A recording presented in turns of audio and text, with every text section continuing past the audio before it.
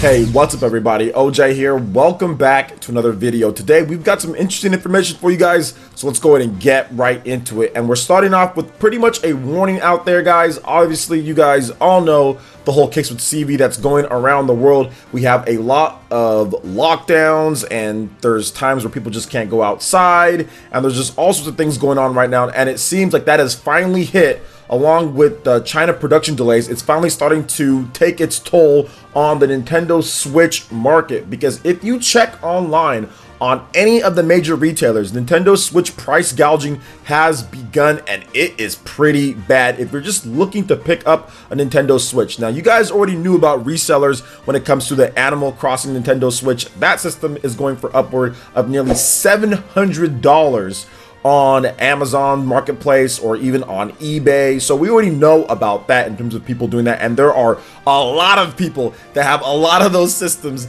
that are price gouging them. I think the lowest that I've seen in terms of a new Animal Crossing Switch system is $584 for that. So that's already been out there because that's going to be a rare system. There's already the manufacturing issues, but even the standard new model Nintendo Switch that goes for $299, even that is being price gouged. And once again, Nintendo did state a while back that there would be some issues because of the CV and how the manufacturing plants just couldn't get as many units out there, and it's happening now at this point. So if you see a Nintendo Switch and you wanted one for yourself, or you wanted one for a friend or for a family member, make sure you pick it up. If you can get one at $299 right now at this price, we're not talking about Switch Lites, those are a little bit different. The market on those, they're a little bit higher, but you can still find some new ones here and there. But the market on Nintendo Switch regulars, the ones with the Joy-Cons and everything, that market has blown up. Like, I'm on Amazon and I'm seeing the bestseller one, so the one that Amazon sells with Amazon Prime or whatever the case is. They don't even have any available normally through Amazon Prime for the standard price of $299. The one that I'm seeing here, which is the bestseller,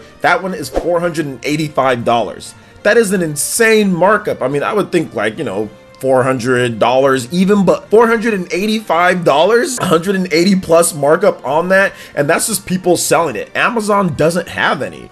Like, if you want them from Amazon directly, they don't have any. Now, they have third-party distributors through Amazon, so you can get the Amazon Prime, but there really isn't much of that, to be honest. And pretty much your best bet, if you wanted one, was to maybe find it on eBay or just wait. I would probably say that would be the best bet. But I'm seeing the prices here, guys. $485. I'm seeing $499 for the Mario Kart 8 Deluxe one that came out for like the Black Friday deals that Nintendo does. So $499. I'm just seeing crazy prices on these, even upward of $529 for certain Nintendo Switches, and that was on Amazon. Now on eBay, I'm seeing once again $499.99, and there are people that are looking at that. So $400.99 for the regular newest model Switch. I'm seeing people that are selling bundles for $600 with Mario plus Rabbids and Starlink. That shouldn't cost $600 with the 16 gigabyte micro SD card. What? 16 gigabytes? I mean, that's just silly. We're seeing people that are selling so many of these Animal Crossing Switches, 25 plus sold, $650 for them. We're seeing people sell used ones for like 182 with multiple bids on them, $182 for just the Switch by itself. No Joy-Cons at all, just the tablet only on there. I mean, it is nuts. The second-hand market for the Nintendo Switch is getting pretty beastly here. People are going to start paying some high prices because of this quarantine, because of this isolation, because of what's going on here. Probably have multiple families that want to play. Maybe there only was one Nintendo Switch. They need another one. So just be vigilant out there, guys. If you do go out and if you can see one for a standard price, buy it, because right now the stock hits are coming in. I remember I went to Walmart, I saw one and they're like, yeah, we sold out of all of them. I got a buddy of mine that works at Best Buy. I went to him and he said, hey, how are you guys' stock going for Nintendo Switch? They said, yo, we are pretty much cleaned out. I think they had 3 at their store. They usually carry anywhere between 20 to 60 Nintendo Switches that are in the back stock. So they're pretty much running out as well. Obviously, Animal Crossing New Horizons has a big, you know, effect on that as well. People going out there and buying the Switch and buying Animal Crossing. So just, if you need one, make sure you go out there and get it if you can see it for that price. Otherwise, you might want to wait. till I would say after April or so, maybe May. Maybe the prices might go back down and they get new stock or whatever. But also you can pre-order the Coral Switch Lite. So if you are looking for a Switch Lite, you can pre-order that at the standard price for $199. So they still have that going if you want that on Amazon. But yeah, the prices everywhere are pretty much just jacked up. And even on like Walmart, they don't even have any of them there. They're all sold out of whatever stock they have. And the third-party sellers via Walmart are price gouging as well. $549, $534, as people are selling the Mario Tennis Aces for $499. They're just crazy prices with some of this stuff here. I mean, like the best thing that I've seen so far when it comes to a regular standard Switch is like $400 or something like that, 400 something. Some people are charging up to $350 for Switch Lites with one game. So I mean, that's just crazy, man. And I even saw here on the Super Mario Odyssey Nintendo Switch Edition, $690, nearly $700 for that on the marketplace there. So the secondhand market, it's getting crazy out there. So what do you guys think about this when it comes down to it? Let me know your thoughts in the comment section below. All right, I'm moving on to the next topic here, guys. We've got some Monolith Soft news. The Xenoblade developer is gearing up, and I personally feel like they are gearing up for their next project in terms of revealing it, getting to the final stretches. Now, we've heard multiple different things in terms of what's going down at Monolith Soft, right? We know Xenoblade Chronicles Definitive Edition, that's going to be a banger. That is a remake of one of the best games of all time. You guys go out there and buy it. But what's next? 243 employees at Monolith Soft. Think about that just for a second. 243. I think back when Nintendo bought them, they were like at like 100, and they've been just expanding. 120, 150, 160, 170. They are gearing up for something big, and it's not a port of Xenoblade Chronicles X. That doesn't take 243 people.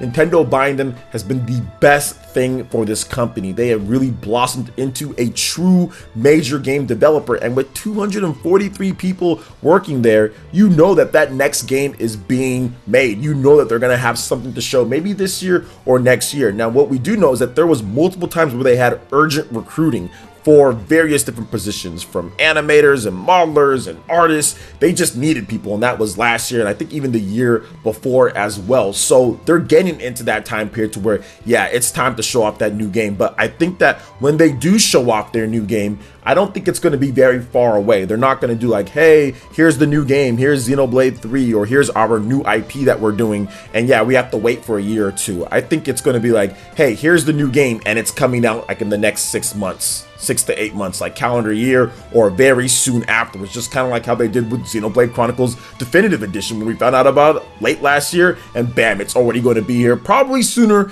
than we know it, based on some of the retail listings and all of that, or the leaked retail listings and all that, if you believe those. So this is great. This is great to see. You know, when Nintendo got them in 2007, who would have thought that they would have become this big of a studio, and who would have thought that they'd be able to sell as many copies that they're selling of their games. Their games never did 2 million units. And we do know that Xenoblade Chronicles 2, along with Torn of the Golden Country, probably top 2 million. So that's just crazy to see how other games are doing. And Xenoblade Chronicles Definitive Edition has a chance to beat Xenoblade Chronicles 2 in sales as well, because it's the best or highest rated Monolith Soft game of all time, being remade on one of Nintendo's most popular systems of all time that is absolutely perfect for RPGs. Literally the perfect system, in my opinion, for RPGs. There's no better system for RPGs than the Switch, because being able to play on the TV and also on the go for a long RPG, that is needed. So I'm excited to see what they have next for us, and I love to see their growth. I love to see what they're doing here. Just every year, it's just been bigger and bigger, been opening up new different studios. And even if you look at the timeline in terms of what they've been doing, Kyoto Studio opening up in 2011, the urgent recruitment for Xenoblade Chronicles X,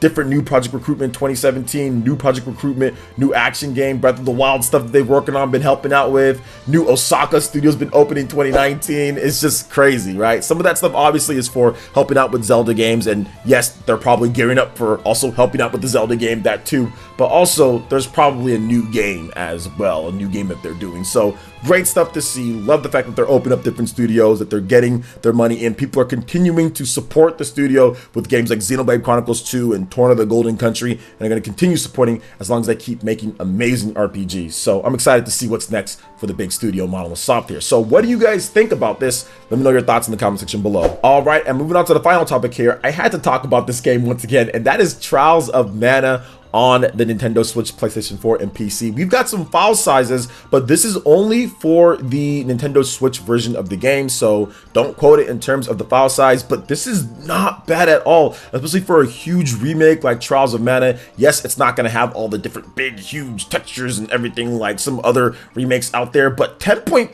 gigabytes for Trials of Mana on the Nintendo Switch, not bad at all. I was expecting somewhere around maybe 12 to 15, somewhere in that range, considering everything that this game does. The voiceover, they have English voices, they have Japanese voices, all the different texts and everything in this game. The game looks beautiful on the Nintendo Switch. Definitely one of the better looking RPGs for sure in terms of art style and graphics. Unreal Engine 4, and only at 10.5 gigabytes.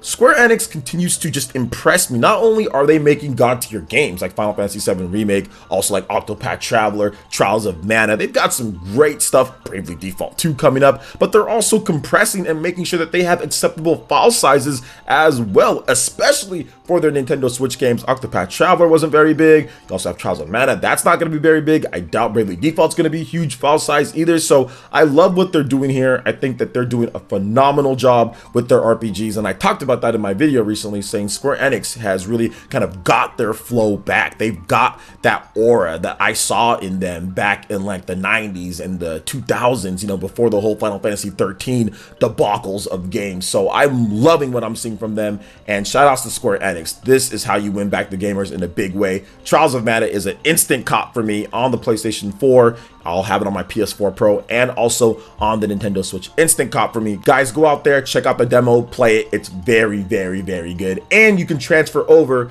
that data to the main game. One thing that Square Enix does that other developers just aren't doing on the Switch, Square Enix is getting it done. So I love that as well. So what do you guys think about all the different topics that we discussed here? Let me know your thoughts in the comment section below. All right, guys, that wraps it up for this video here. Check out the link in the description. We've got Twitter. Go ahead and give us a like on there. Stay up to date on all the latest gaming news and information. Also, make sure you like, subscribe, and share the video if you can. Thank you guys so much for watching, and we'll catch you for the next one.